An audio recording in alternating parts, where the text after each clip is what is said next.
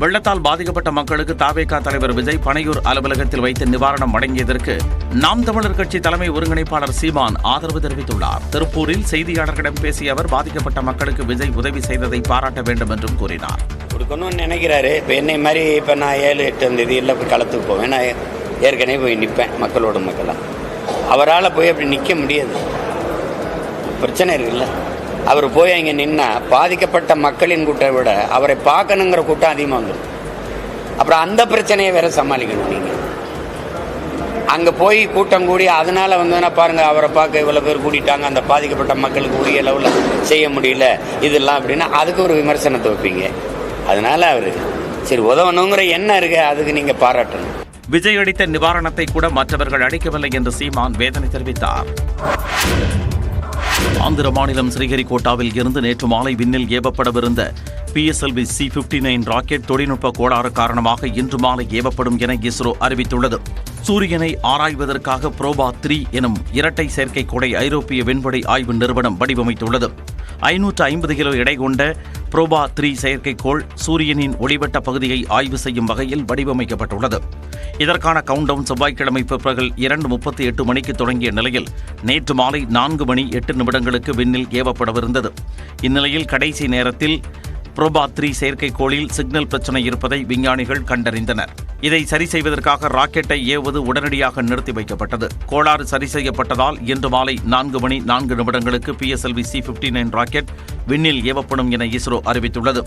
Rocket ஏவுவது ஒத்திவைக்கப்பட்டதால் அங்கு கூடியிருந்த பள்ளி மாணவர்கள் ஏமாற்றமடைந்தனர்.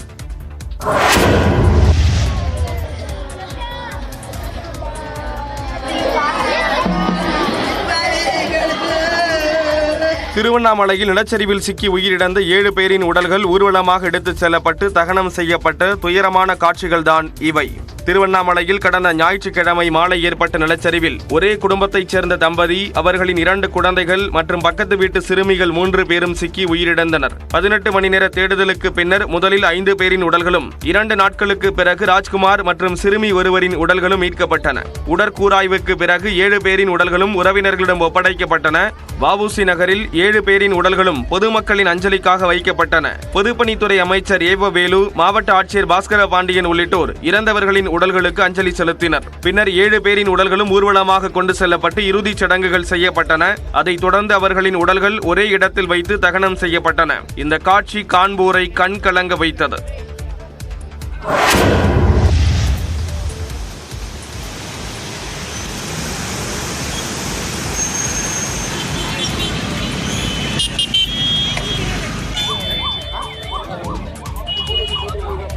புதுச்சேரி கடலூர் சாலையில் உள்ள இடையார்பாளையம் கிராமத்தில் நேற்றிரவு இந்த பாலம் உள்வாங்கியதால் போக்குவரத்து பாதிக்கப்பட்டது.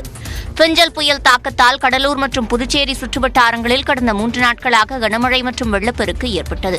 இதில் கடலூர் புதுச்சேரி கிழக்கு கடற்கரை சாலையில் இடையார்பாளையம் என்ற கிராமத்தில் உள்ள பாலம் வலுவிழந்த நிலையில் நேற்றிரவு திடீரென்று உள்வாங்கியது.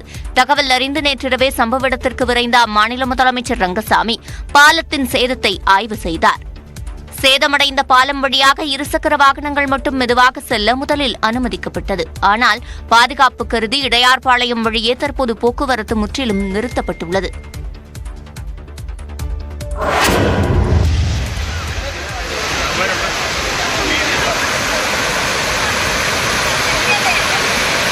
மழையால் சில மாவட்டங்களில் கடும் பாதிப்பு ஏற்பட்ட நிலையில் தருமபுரி மாவட்ட மக்களை மழை மகிழ்ச்சியடைய செய்துள்ளது. கனமழையால் தருமபுரி மாவட்ட ஓடைகள் மற்றும் காட்டாறுகளில் வெள்ளப்பெருக்கு ஏற்பட்டதால் தருமபுரி கிருஷ்ணகிரி சாலையை ஒட்டியுள்ள ராமாக்கால் ஏரி உள்ளிட்ட பல ஏரிகள் நிரம்பி வழிகின்றன.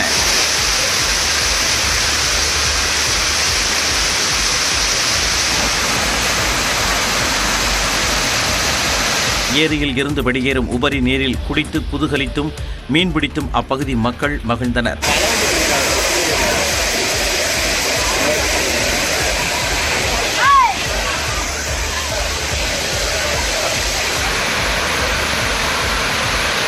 சிறுவர் முதல் பெரியவர் வரை மீன்களை பிடித்து வீட்டிற்கு அள்ளிச் சென்றனர். விடியா அரசு என்று கூறிக்கொண்டு இருப்பவர்கள் விடியா மூஞ்சிகள் என்றும், தானும் துணை முதலமைச்சரும் அமைச்சர்களும் களத்து இருப்பது எதிர்க்கட்சிகளுக்கு வயிற்றெரிச்சல் என்றும் முதலமைச்சர் மு.க. ஸ்டாலின் கூறியிருக்கிறார். சென்னையில் வால்டாக் சாலையில் நடைபெற்ற நிகழ்ச்சியில் வடசென்னை வளர்ச்சி திட்டத்தின் கீழ் 1383 கோடி ரூபாய் மதிப்பில் 108 திட்டப் பணிகளை முதலமைச்சர் மு.க. ஸ்டாலின் தொடங்கி வைத்தார். முடிவுற்ற பணிகளையும் அவர் திறந்து வைத்தார்.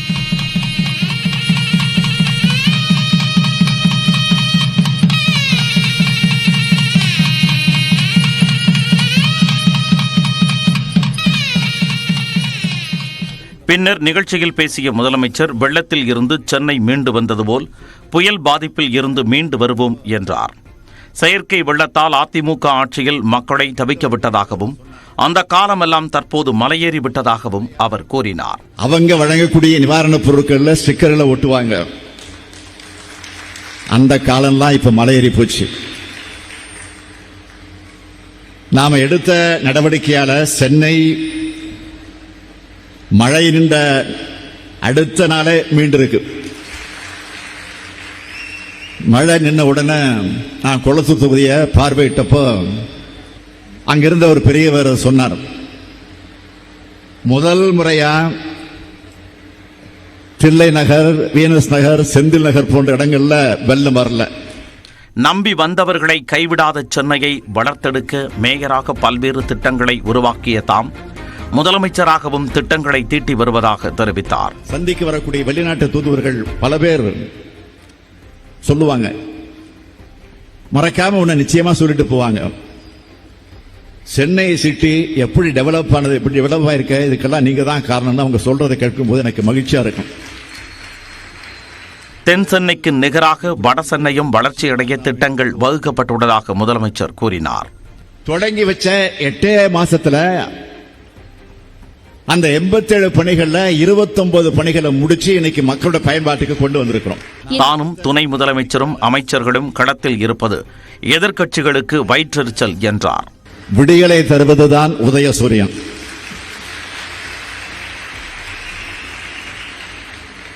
ஆனா உதயசூரியனால கண்ணுக்கு கூசுக ஆட்களுக்கு விடியல்னா தெரியாது.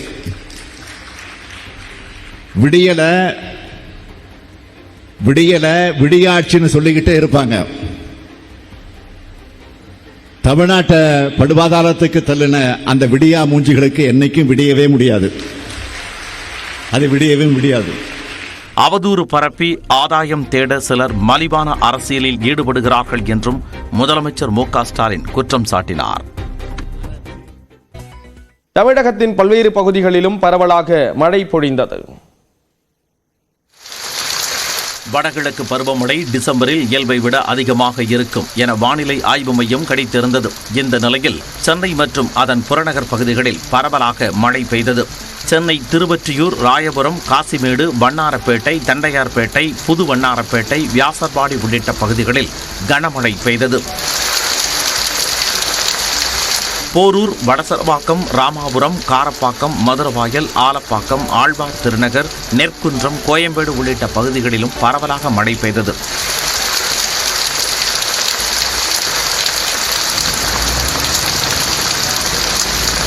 அதேபோல சென்னை புறநகர் பகுதிகளான ஆலந்தூர் விமான நிலையம், பல்லாவரம், குரோம்பேட்டை, தாம்பரம், சேலையூர், வண்டலூர், முடிச்சூரில் கனமழை பெய்தது. இதனால் வாகன ஓட்டிகள் அவதியடைந்தனர்.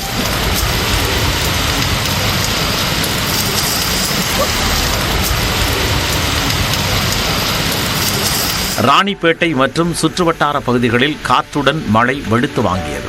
ராணிப்பேட்டை, வாலாஜா, ஆற்காடு, காவேரிப்பாக்கம், சோளிங்கர், அரக்கோணம், நெமிலி, கலவை உள்ளிட்ட பகுதிகளில் மழை கொட்டி தீர்த்தது.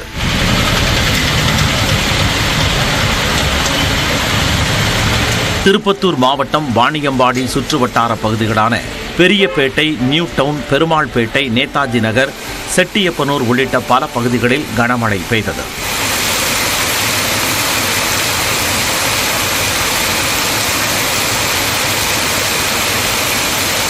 திருவண்ணாமலை மாவட்டம் ஆரணி சுற்றுவட்டார பகுதிகளான கண்ணமங்கலம், காட்டுக்கார்நல்லூர், ரெட்டிபாளையம் ஆகிய பகுதிகளிலும் பரவலாக மழை பெய்தது.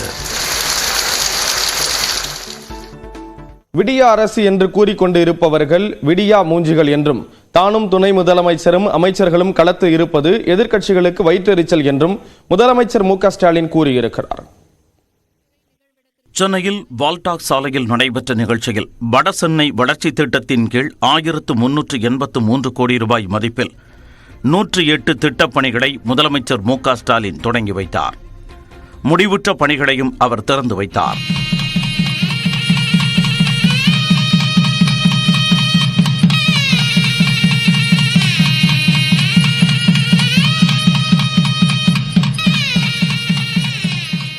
பின்னர் நிகழ்ச்சியில் பேசிய முதலமைச்சர் வெள்ளத்தில் இருந்து சென்னை மீண்டு வந்தது போல் புயல் பாதிப்பில் இருந்து மீண்டு வருவோம் என்றார். செயற்கை வெள்ளத்தால் அதிமுக ஆட்சியில் மக்களை தவிக்க விட்டதாகவும் அந்த காலமெல்லாம் தற்போது மலையேறி விட்டதாகவும் அவர் கூறினார். அவங்க வழங்கக்கூடிய நிவாரணப் பொருட்கள்ல ஸ்டிக்கர்களை ஒட்டுவாங்க. அந்த காலம்லாம் இப்ப மலையேறி போச்சு. நாம எடுத்த நடவடிக்கையால சென்னை மழை நின்ற அடுத்த நாளே மீண்டிருக்கு.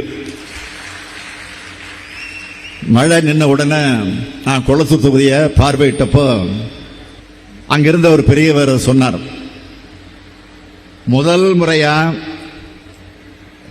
தில்லை நகர், வீனஸ் நகர், செந்தில் நகர் போன்ற இடங்கள்ல வெள்ளம் வரல. நம்பி வந்தவர்களை கைவிடாத சென்னையை வளர்த்தெடுக்க மேயராக பல்வேறு திட்டங்களை உருவாக்கிய தாம் முதலமைச்சராகவும் திட்டங்களை தீட்டி வருவதாக தெரிவித்தார். சந்திக்கு வரக்கூடிய வெளிநாட்டு தூதுவர்கள் பல பேர் சொல்லுவாங்க, மறக்காம உன்னை நிச்சயமா சொல்லிட்டு போவாங்க, சென்னை சிட்டி எப்படி டெவலப் ஆனது, எப்படி டெவலப் ஆயிருக்க, இதுக்கெல்லாம் நீங்க தான் காரணம். அவங்க சொல்றதை கேட்கும் போது எனக்கு மகிழ்ச்சியா இருக்கும். தென் சென்னைக்கு நிகராக வட சென்னையும் வளர்ச்சியடைய திட்டங்கள் வகுக்கப்பட்டுள்ளதாக முதலமைச்சர் கூறினார். தொடங்கி வச்ச 8 மாசத்துல அந்த 87 பணிகள்ல 29 பணிகளை முடிச்சு இன்னைக்கு மக்களோட பயன்பாட்டுக்கு கொண்டு வந்திருக்கிறோம். தானும் துணை முதலமைச்சரும் அமைச்சர்களும் களத்தில் இருப்பது எதிர்க்கட்சிகளுக்கு வயிற்றெரிச்சல் என்றார். விடியலை தருவதுதான் உதயசூரியன்.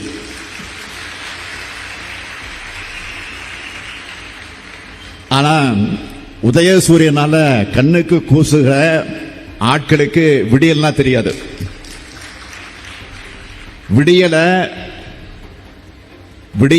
விடியாட்சின்னு சொல்லிக்கிட்டே இருப்பாங்க. தமிழ்நாட்டை படுபாதாளத்துக்கு தள்ளின அந்த விடியா மூஞ்சிகளுக்கு என்னைக்கும் விடியவே முடியாது. அது விடியவே முடியாது. அவதூறு பரப்பி ஆதாயம் தேட சிலர் மலிவான அரசியலில் ஈடுபடுகிறார்கள் என்றும் முதலமைச்சர் மு.க. ஸ்டாலின் குற்றம் சாட்டினார்.